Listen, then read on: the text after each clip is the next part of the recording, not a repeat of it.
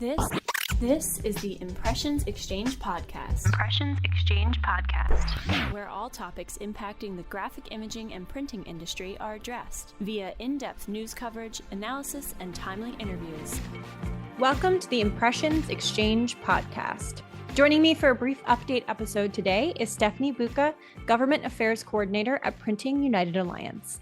She gives us an update on the USPS decision not to increase rates in January, the new legislation that was just introduced, as well as some key provisions from the bill, and she lets listeners know how they can get involved. So, Steph, thank you so much for joining me on the podcast today. Thanks for having me. Of course. So, I heard there's some news with the USPS rate decision in January. So, can you tell me about that? Sure. So, as you know, the unprecedented rate hikes have impacted paper manufacturers, direct mailers, and the entire mailing industry. So we were thrilled to welcome this relief that the USPS has decided to halt the January rate hikes. It's a big deal, and we are thanking our members of Congress that urged USPS to halt these rate hikes, because our members depend on an affordable and reliable postal service. And this is just welcome relief to the mailing industry. They've sustained 6 rate increases in the past 3 years, and those hikes have caused critical volume decline. So we really appreciate the members of Congress that urged the Postal Service to halt the rate hike in January. Postmaster General DeJoy cited the reason for the halt in the rate hike in January was a drop in inflation. And he also said, interestingly enough, it was the righteous thing to do. So we'll take that. We will welcome that. And, we're just pleased because it provides some certainty for the mailing industry.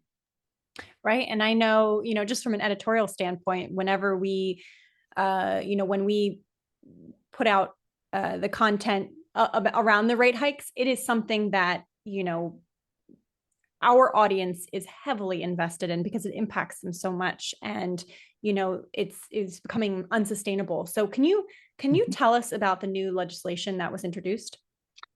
Sure. So recognizing that Congress needs to intervene with the situation, Congressman Jake LaTurner, a Republican from Kansas, introduced the USPS Serves Us Act. And we are thrilled that this legislation was introduced in the House. Our coalition partners keep us posted, and the Coalition for a 21st Century Postal Service made recommendations for what should be included in the legislation. And all of our recommendations were included in this bill. So I'd like to share with you some of the key provisions in the act. First and foremost, the annual rate increase is limited to 1 time a year. So that would be huge. Again, avoiding unnecessary implementation costs and providing greater rate predictability. Another huge provision is the service accountability. So we know that service has been declining significantly. So this holds the Postal Service accountable for service performance by reducing rate authority if it fails to meet established targets. And so basically, you're giving the Postal Regulatory Commission greater teeth. They can now make binding decisions, not just advisory decisions. And then third, I would say the Customer Advocate Office is excellent because it would establish a separate office within the PRC to represent customer concerns and initiate proceedings on their behalf. So those are 3, really strong provisions, and we are pleased to support this bill. Yeah, that's great, and very, very helpful to kind of break it down like that and give us, the key points there. So, what is Printing United Alliance doing? And, maybe if you could also add on to that, what can our listeners who are hearing this, what can they do to get involved? Yes, so we are working with our partners. I mentioned Keep Us Posted and the Coalition for a 21st Century Postal Service to raise our voice on Capitol Hill.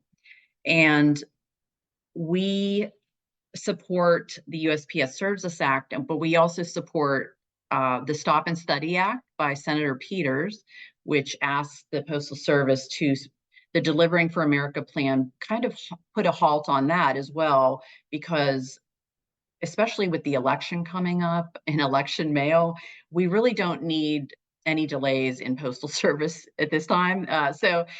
We support that act as well.